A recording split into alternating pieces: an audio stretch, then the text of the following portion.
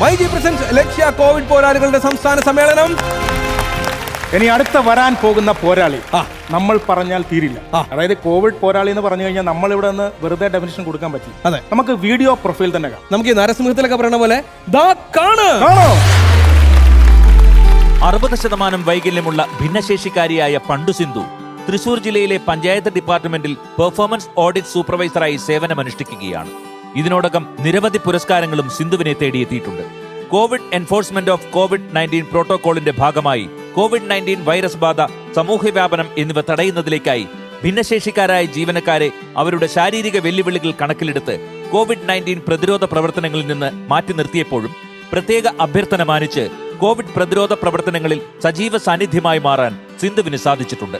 വിവിധ പഞ്ചായത്തുകളുടെയും rapid response ടീമിന്റെയും panchayat ward തല സമിതികളുടെയും nodal ഓഫീസറായും Covid പ്രതിരോധ പ്രവർത്തനങ്ങളിൽ തന്റെ പരിമിതികൾ പോലും വകവയ്ക്കാതെ പ്രവർത്തിച്ചു വരുന്ന ശ്രീമതി പാണ്ഡു സിന്ധുവിന് സ്വാഗതം.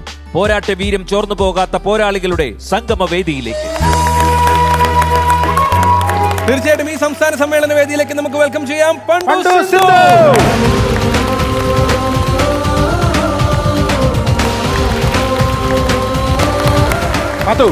ഇത് കൈഡി എന്താണെന്നറിയോ? നമ്മൾ പോലും പലപ്പോഴും പൊസിഷൻ തെറ്റാണ് നിൽക്കുന്നത്. അതെ, പക്ഷെ സിന്ധു അവിടെ നിന്ന് പറഞ്ഞ കറക്റ്റ് പൊസിഷൻ ഇവിടെ വന്ന് നിന്നു എന്നുള്ളത് അതൊരു നല്ല ഗൈഡ് കൊടുത്തേ പറ്റുള്ളൂ അല്ലേ? നമ്മൾ പറയുകയാണെങ്കിൽ ഇപ്പോൾ ഒരുപാട് പോരാളികൾ നമ്മളിവിടെ വിളിക്കുന്നുണ്ട്. പക്ഷേ സിന്ധു എല്ലാ കാര്യത്തിലും ഭയങ്കര ഡിഫറെൻ്റ് ആയിട്ടുള്ള ഒരാളാണ്.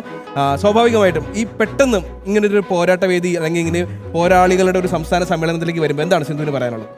ആക്ച്വലി 2 കാലിനും ചെറുപ്പത്തിൽ 3.5 വയസ്സിൽ പോളിയോ ബാധിച്ച ആളാണ്. ഇപ്പോൾ ഇരിഞ്ഞാലക്കുട സിവിൽ സ്റ്റേഷനിൽ തൃശ്ശൂർ ജില്ലയിൽ പെർഫോമൻസ് ഓഡിറ്റ് സൂപ്പർവൈസറായിട്ടാണ് 13 പഞ്ചായത്തുകളുടെ ചുമതലയുള്ള ആളാണ്. ഇപ്പോൾ കൂടാതെ ഇരിഞ്ഞാലക്കുട മുനിസിപ്പാലിറ്റിയുടെയും കാര്യങ്ങൾ നോക്കുന്നു. അല്ല സിന്ധു, ഏറ്റവും അധികം കൈയടി തരുന്നത് മറ്റൊന്നുമല്ല. കാര്യം ഈ ഒരു കോവിഡ് സമയത്തൊക്കെ സഹജീവികൾക്ക് വേണ്ടിയിട്ട്, അതായത് ഇങ്ങനൊരു രോഗമാണ്, മഹാവ്യാധിയാണ്, അതൊന്നും വകവെക്കാതെ അവർക്ക് വേണ്ടിയിട്ട് പ്രവർത്തിക്കുക, അതിനെ അതിജീവിക്കുക. അപ്പൊ അതിജീവനത്തിന്റെ ഹീറോയിൻ ആരാണ് എന്ന് ചോദിച്ചാൽ ഇന്നത്തെ ദിവസം നമുക്ക് ചൂണ്ടിക്കാണിക്കാൻ പണ്ടു സിന്ധു എല്ലാ അർത്ഥത്തിലുമുള്ള ഹീറോയിൻ മാത്രമാണ്. പക്ഷെ ഇന്ന് വളരെ ഹാപ്പിയാണ്. കാര്യം എനിക്ക് തോന്നുന്നു എഴുതുന്ന എല്ലാ ടെസ്റ്റും 28ഓളം ടെസ്റ്റുകൾ എഴുതിയിട്ടുണ്ട്. എല്ലാ ടെസ്റ്റുകളും റാങ്ക് ലിസ്റ്റിൽ പേരുള്ള ഒരാളാണ്. ആദ്യം ഒരു പച്ചമഷി പിടിക്കണമെന്നാണ് എൻ്റെ അച്ഛൻ്റെ ആഗ്രഹം. അപ്പോൾ അച്ഛനാണ് എനിക്ക് വിൽ പവർ. അച്ഛൻ്റെ ഒരു ആഗ്രഹം അനുസരിച്ചും എൻ്റെ ഒരു ഉള്ളിൽ ഒരു സർക്കാർ ജോലി നേടണം, അതും നേരിട്ട് പച്ചമഷി പിടിക്കണം എന്നുള്ള ആഗ്രഹത്തിലാണ് നമ്മൾ പഠിച്ച് വിജയിച്ചത്. എന്താണ് ആ ആഗ്രഹത്തിൽ വരാനുള്ള കാരണം? എൻ്റെ ചെറുപ്പകാലം എന്ന് പറയുമ്പോൾ ഡിഫറെൻ്റ്ലി ഓഡ് വൺ ഔട്ട് എന്ന് പറഞ്ഞ പോലെ ഒരു പ്രത്യേക ഒരു ആളായിട്ടാണ് നമ്മളെ വീക്ഷിക്കുക. അപ്പോൾ അച്ഛന് റെയിൽവേയിൽ ജോബായിരുന്നു. പല സംസ്ഥാനത്തിലും അച്ഛൻ വർക്ക് ചെയ്തിട്ടുണ്ടായിരുന്നു. അപ്പോൾ ആന്ധ്രയിലായിരിക്കുമ്പോൾ എന്നെ ചെറുപ്പത്തിൽ സ്കൂളിൽ ഒരുപാട് ഓപ്പറേഷൻസും മറ്റും കാര്യങ്ങൾ ഈ നടത്തത്തിലേക്ക് എത്തിയത് തന്നെ +1-ലാണ്. അപ്പോൾ സ്കൂളിൽ എല്ലാ കുട്ടികളെയും മേന്റി നിർത്തി ടീച്ചർമാർ ചോദിക്കും, നിങ്ങൾക്ക് എന്താണ് ആഗ്രഹം, നിങ്ങൾക്ക് എന്താണ് വലുതാവുമ്പോൾ ആഗ്രഹം എന്ന്. പക്ഷെ എന്നോട് ആ ഒരു കാര്യം ആരും ചോദിച്ചിട്ടില്ല ടീച്ചർമാർ. അപ്പം തന്നെ ആ കുഞ്ഞു മനസ്സിൽ തോന്നി, അതെന്താ എന്നോട് മാത്രം ചോദിക്കാണ്ടിരിക്കുന്നേ എന്നതാണ്. അപ്പോൾ ഞാൻ ആദ്യം ഒരു ഡോക്ടറാവാൻ തീരുമാനിച്ചു. ഇതുപോലെയുള്ള കുട്ടികളെ വലുതാവുമ്പോൾ വയ്യാത്ത കുട്ടികളെ സേവിക്കുക. പിന്നീട് അത് ഞാൻ നല്ല ഡിസ്റ്റിങ്ഷനോട് മാർക്ക് നമ്മൾ കോളേജ് ലൈഫ് വന്നപ്പോൾ അപ്സ്റ്റെയർസ് എനിക്ക് ഭയങ്കര ഹർഡിൽസ് ആയിരുന്നു. അപ്സ്റ്റെയർസ് നമുക്ക് പ്രശ്നമാണ്. അപ്സ്റ്റെയർ കയറാൻ പാടില്ല. അതിന്റെ പേര് ഒത്തിരി കാര്യങ്ങൾ എനിക്ക് നഷ്ടപ്പെട്ടിട്ടുണ്ട്. പക്ഷേ അത് പരിമിതികളെ നേട്ടങ്ങളാക്കി മാറ്റാന്നുള്ളതാണ് എൻ്റെ മനസ്സിൻ്റെ ആ ഒരു ഊർജം.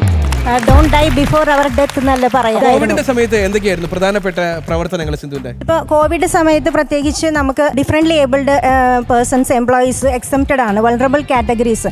പ്രത്യേകിച്ച് തീരെ അവർക്ക് ഡിസ്റ്റൻസ് കീപ്പ് ചെയ്യാൻ പറ്റത്തില്ല, മീൻസ് സാനിറ്റൈസ് യൂസ് ചെയ്യാൻ പറ്റത്തില്ല. അപ്പോൾ they may be chances more to affect them, അവർക്ക് ചാൻസ് ഉണ്ട്. അതുകൊണ്ട് അവർ ദേ ആർ എക്സംപ്റ്റഡ് എന്ന് പറഞ്ഞു. അപ്പോൾ including me, I am exempted എന്ന് പറഞ്ഞു. പക്ഷേ ഞാൻ ഈ ഒരു ലോകം തന്നെ വെല്ലുവിളിക്കുന്ന ഇങ്ങനെ ഒരു ക്രൈസിസിൽ എനിക്ക് എന്തെങ്കിലും ചെയ്യണമെന്നത് തോന്നി. എന്ന് പറഞ്ഞൊരു റെസ്പോൺസിബിലിറ്റി ഉള്ള കസാരയിൽ ഇരുന്നിട്ട് സാധാരണ ജനങ്ങളുടെ പോലെ ചിന്തിച്ച് വീട്ടിലിരുന്നാൽ പിന്നെ എനിക്ക് ആ കസാരയിൽ ഇരിക്കണമെന്ന് എൻ്റെ മനസ്സാക്ഷിനെ ഞാൻ തൃപ്തിപ്പെടുത്തേണ്ടിയിരിക്കുന്നു. അപ്പം ഞാൻ കളക്ടറിനും എൻ്റെ വകുപ്പിനും കൺസെൻറ്റ് എഴുതി കൊടുത്തു. എനിക്കോ എൻ്റെ കുടുംബത്തിലോ ഞാൻ ഈ വർക്ക് ചെയ്യുമ്പോൾ എന്തെങ്കിലും പ്രശ്നങ്ങൾ അല്ലെങ്കിൽ ഇതുമായിട്ട് ബന്ധപ്പെട്ട് ഞങ്ങൾക്ക് എന്തെങ്കിലും ലോസ് ഉണ്ടായാലും ടോട്ടൽ റെസ്പോൺസിബിലിറ്റി എൻ്റെ മാത്രമാണെന്ന് പറഞ്ഞ് 4 തവണ കൺസെൻറ്റ് എഴുതി കൊടുത്തിട്ടാണ് ടിൽ നൗ നമ്മൾ വർക്ക് ചെയ്യുന്നത്. 13 പഞ്ചായത്തുകളുടെ കോവിഡ് പോരാളിയിലെ നോഡൽ ഓഫീസറാണ്. എല്ലാവരും വീട്ടിലിരുന്ന് യുദ്ധം ചെയ്യുന്ന സമയത്ത് നമുക്ക് വീടിന് പുറത്തിറങ്ങി യുദ്ധം മോഡിഫൈഡ് കാർ ചെയ്യാനുണ്ട്. ഓടിച്ച് മീൻസ് ഞാൻ എൻ്റെ മോഡിഫൈഡ് കാർ ഓടിച്ച് എൻ്റെ സ്റ്റാഫിൻ്റെ കൂടെ 13 പഞ്ചായത്തുകളിലും ഈ DCC, CFLTC, CSLTC ഇങ്ങനെ ഉള്ള നമ്മൾ വിസിറ്റ് ചെയ്യും, സൂപ്പർവൈസ് ചെയ്യും. കൂടാതെ അവിടെയുള്ള കാര്യങ്ങൾ വിലയിരുത്തും. പിന്നെ പഞ്ചായത്ത് തലത്തിലുള്ള പ്രവർത്തനങ്ങൾ, quarantine, home quarantine, institutional quarantine, സ്വയം അല്ലല്ല, ഇതിന്റെ കേൾക്കുന്ന സമയത്ത് നമുക്ക് ഒരു അത്ഭുതം തോന്നുന്ന കാര്യം എന്ന് വെച്ചാല് നമ്മളൊക്കെ കോവിഡ് സമയത്ത് എന്ത് ചെയ്തു എന്ന് വെച്ച് കഴിഞ്ഞാൽ രാവിലെ എണീക്കുന്നു, വെബ് സീരീസസ് കാണുന്നു, പിന്നെ കിടന്നുറങ്ങുന്നു. പിറ്റേ ദിവസം രാവിലെ വീണ്ടും എണീക്കുന്നു, വെബ് സീരീസസ് കാണുന്നു, പിന്നെയും കിടന്നുറങ്ങുന്നു. പക്ഷെ എന്താണ് ചെയ്തതെന്ന് ചോദിക്കുമ്പോൾ മാല പോലെ ഒരു ഉത്തരവുണ്ടല്ലോ, അതിനൊരു പ്രത്യേക കൈയ്യടി തീർച്ചയായിട്ടും സിന്ധു അറിയിക്കുന്നുണ്ട്. പക്ഷേ ഞാൻ നേരിട്ട ഒരു വെല്ലുവിളി, എൻ്റെ അച്ഛൻ ആ സമയത്ത് പാർക്കിൻസൺസ് പേഷ്യൻ്റ് ആയിരുന്നു, 3 വർഷം ബെഡ് റിഡൻ ആയിരുന്നു. അപ്പോൾ എനിക്ക് എന്തെങ്കിലും കൊറോണ വന്നു കഴിഞ്ഞാൽ എൻ്റെ അച്ഛന് അവിടെ ഓവർകം ചെയ്യാൻ പറ്റത്തില്ല. 7 മണിക്ക് വീട്ടിലേക്ക് എത്തുമ്പോൾ അപ്പോൾ ബാക്കിൽ കൂടെ നടന്ന് ചൂടുവെള്ളത്തിൽ കുളിച്ച് സാനിറ്റൈസ് ചെയ്ത് എൻ്റെ അച്ഛന് അത്രയും പ്രൊട്ടക്റ്റ് ചെയ്യായിരുന്നു.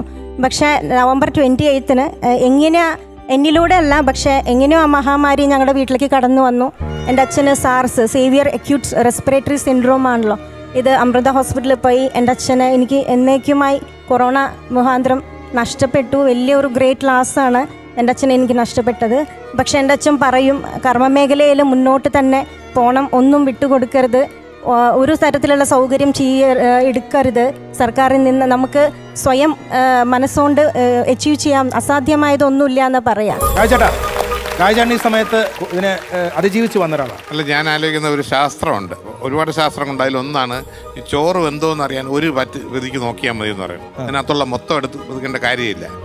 അതുപോലെ ഇവിടെ ഇപ്പോൾ കാണിച്ചല്ലോ സ്ക്രീനിൽ സിന്ധുവിൻ്റെ വണ്ടി ഓടിച്ചു വന്ന് ഇറങ്ങുന്നതും ഇവിടെ വന്നിരുന്ന് കറക്റ്റായിട്ട് വന്ന് നിൽക്കുകയും സംസാരിക്കുകയും ചെയ്തപ്പം എനിക്ക് മനസ്സിലായത് സിന്ധു ഒരു അസാധാരണ പോരാളിയാണ്. അത് എവിടം തൊട്ട് തുടങ്ങി, ഇന്നോ ഇന്നലെയോ തുടങ്ങിയല്ല, കുട്ടിക്കാലത്ത് തന്നെ ഈ വൈകല്യങ്ങളൊക്കെ